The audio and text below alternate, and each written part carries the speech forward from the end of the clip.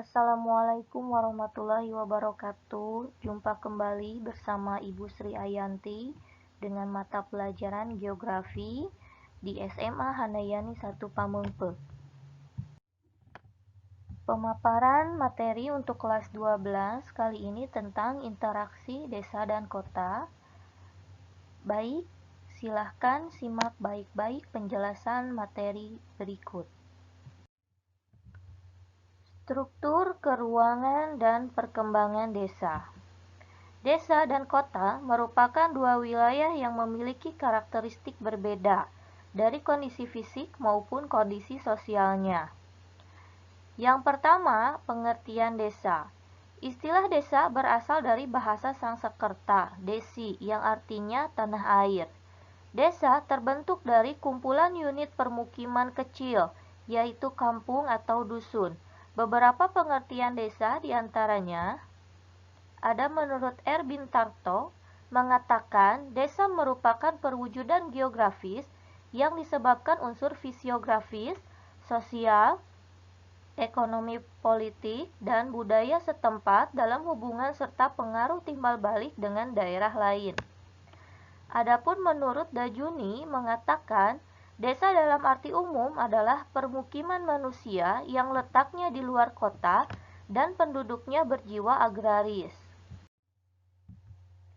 Kemudian, menurut Undang-Undang Republik Indonesia Nomor 6 Tahun 2014 tentang desa, desa dan desa adat atau yang disebut dengan nama lain selanjutnya disebut desa adalah kesatuan masyarakat hukum yang memiliki batas wilayah yang berwenang untuk mengatur dan mengurus urusan pemerintahan, kepentingan masyarakat setempat berdasarkan prakarsa masyarakat, hak asal-usul dan atau hak tradisional yang diakui dan dihormati dalam sistem pemerintahan Negara Kesatuan Republik Indonesia.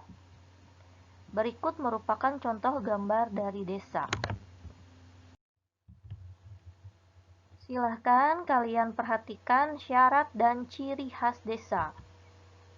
Yang A. Syarat desa. Pembentukan desa ditetapkan dengan peraturan daerah dengan mempertimbangkan inisiatif masyarakat desa, asal-usul, adat istiadat, kondisi sosial budaya, serta kemampuan dan potensi desa.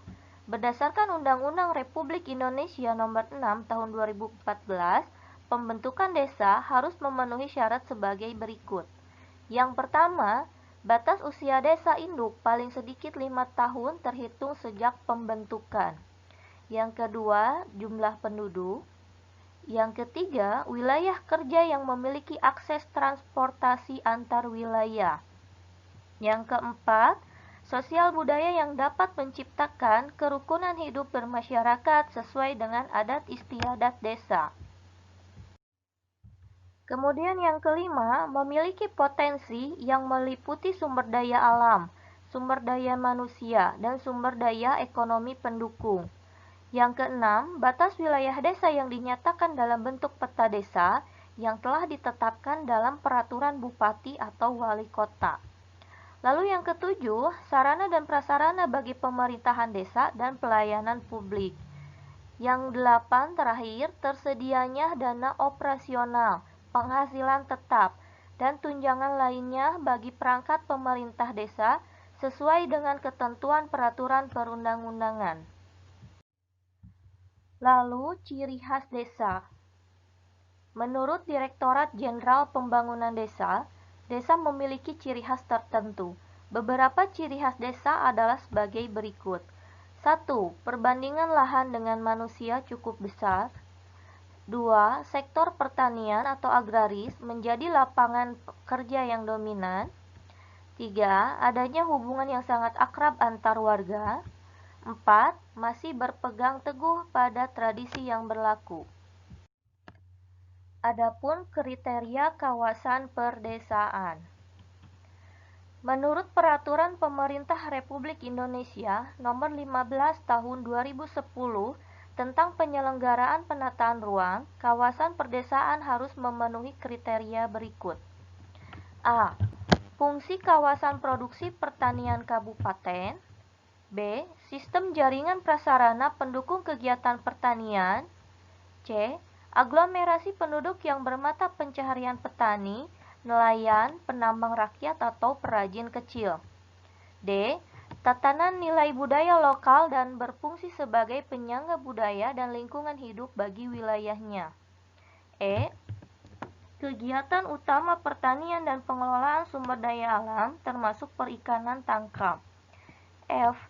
Susunan fungsi kawasan sebagai tempat permukiman perdesaan termasuk kawasan transmigrasi, pelayanan, jasa pemerintah, pelayanan sosial dan kegiatan ekonomi. G. Kerapatan sistem permukiman dan pendudukan yang rendah. H. Bentang alam berciri pola ruang pertanian dan lingkungan alami.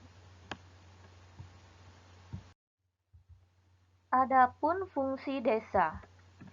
Menurut Bintarto, ada 3 fungsi desa. Ketiga fungsi desa itu adalah sebagai berikut. A. Dalam hubungannya dengan kota, desa dapat sebagai hinterland atau daerah dukung. Fungsinya adalah penyedia bahan makanan pokok, seperti padi, jagung, ketela, dan makanan lain seperti sayur-sayuran, buah-buahan, dan makanan yang berasal dari sumber hewani. B.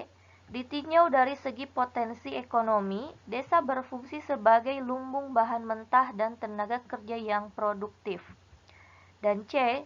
Dari segi kegiatan kerja, desa dapat berfungsi sebagai desa agraris, manufaktur, industri, nelayan, dan sebagainya.